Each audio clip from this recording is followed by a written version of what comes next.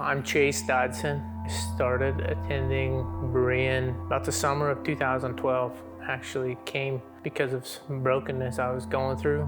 My parents were believers, and it was always important for us to know Jesus and know who He was, and knew that He was our source of comfort. I was insecure, and in college and the social scene, I found security. That was when I probably started to cope a little bit with alcohol. After I graduated college, 2009, I had met a girl, and then in 2010 we got married.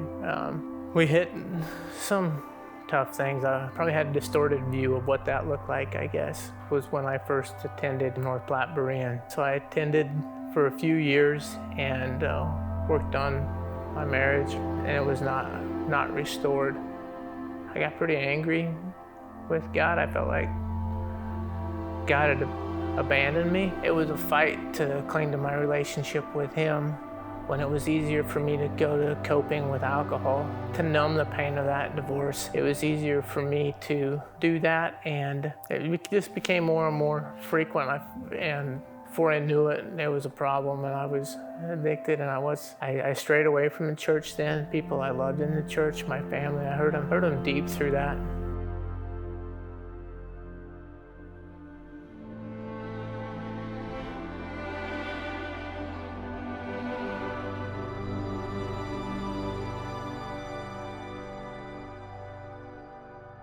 Through that loneliness and brokenness I was trying to fix. I was trying to cope with alcohol, and it might have brought temporary relief, but it never brought anything lasting.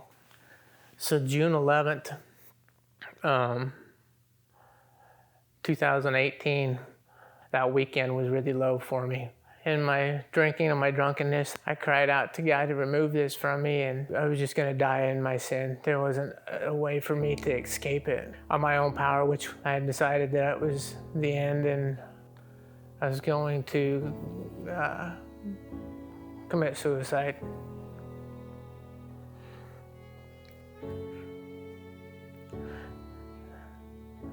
I had an older brother, and he actually was killed in a farm accident.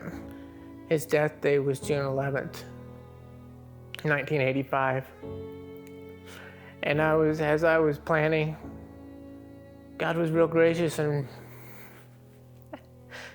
made me realize that was the same day my brother had been taken from my parents. I couldn't do that. I couldn't put my parents through that, let alone on the same day. So I reached out to them.